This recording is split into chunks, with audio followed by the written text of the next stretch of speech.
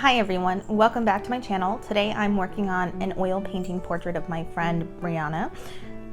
This is the first in a series of headshots I plan to do for my friend group from college. I did go to Santa Fe University of Art and Design back when it was open, but I actually went for creative writing, not for illustration. For this painting, I decided to mix the colors as I went instead of trying to pre-mix the skin tones before starting. I actually found that this worked a ton better than the way I had done it before. I found pre-mixing the colors to be fairly limiting. By mixing them as I went, I was able to really focus on the hues that I wouldn't have normally picked out while trying to mix a palette ahead of time, so I'm really glad that I decided to do that. I think one thing that I really struggle with is color. I'm not sure if it's just that I have bad eyesight and have trouble picking out individual colors on a reference, or if it's just something that I need to study more, but I often struggle to kind of match the colors of my art to the reference work.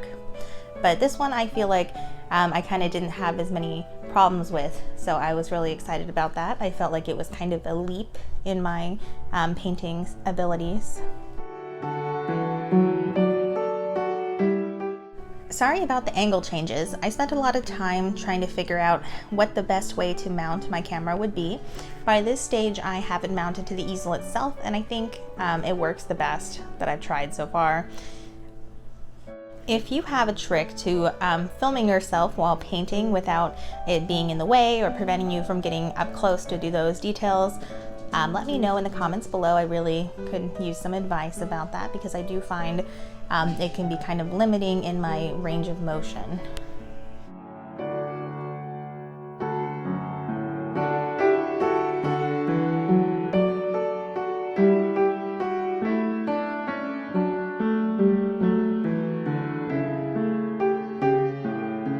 For this painting, I started out with a small canvas and I went ahead and primed it with some white gesso. I like to try to get the canvas as smooth as possible. I'm actually not a huge fan of stretched canvases, but I have a lot of them, so it's what I'm working with right now. I primed the canvas a few times while sanding in between layers. Then I use a watercolor pencil to kind of graph out the image and do the initial sketch.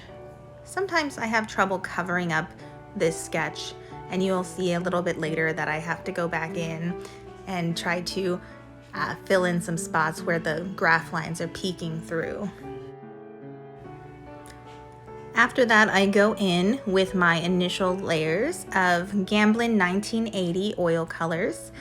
Usually I use a 50-50 ratio of a refined linseed oil and Galkyd, just so I can have some workability, but also I like it to dry flat and quickly if possible so I can get started on the next layer, as I'm actually pretty impatient.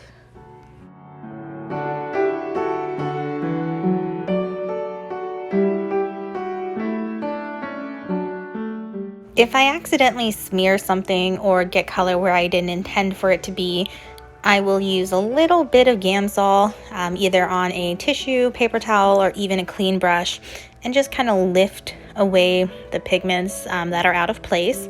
I do find that this is kind of the easiest way for me to correct mistakes that don't involve me having to go back in after everything is dried to try to cover it up again.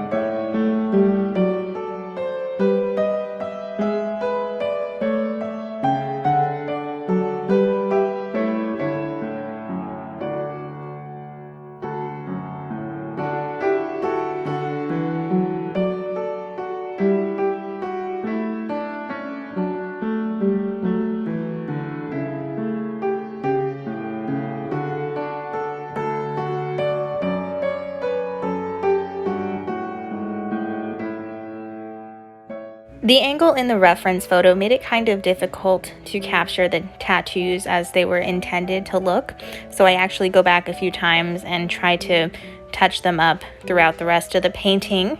By the time I finish, I do like them. I wish I could have done a better job of conveying the way they actually sit on her, but I found it to be a challenge that I wasn't anticipating. Does anyone else ever accidentally just chuck their canvas somehow, like paint a little too hard or at a strange angle and it just goes flying? Because let me tell you, I had to edit out a couple of moments where I just yeeted this poor portrait across the room. Not sure how it happened, but it did happen multiple times, so I guess I got to figure that out. If you have any advice about keeping a small canvas like this still, let me know in the comments below.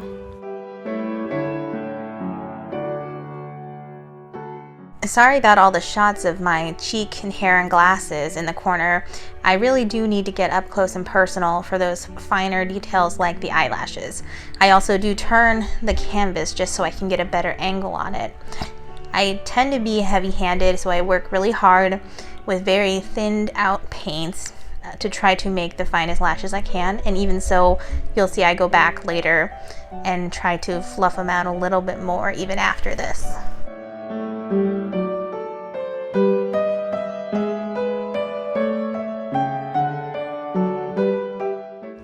This is the moment where I've made a pretty grave mistake that I didn't exactly catch at first. I don't know if anyone else feels this way, but when I've been painting for more than an hour or two, everything starts to kind of blur together, and it's like all I'm looking at is a mush of colors, and I have a lot of trouble seeing the actual image. That's how I managed to somehow mix up where the hair started and where the cheek started on the right side of the photo. So I went in and I accidentally extended the cheek.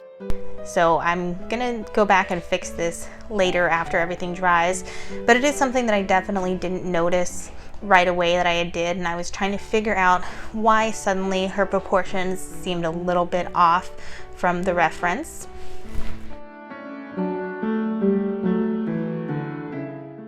Thankfully, it didn't take me very long to figure out what I had done, and I did decide just to wait until everything had dried so I could go back over it and correct the mistakes with a new layer of paint.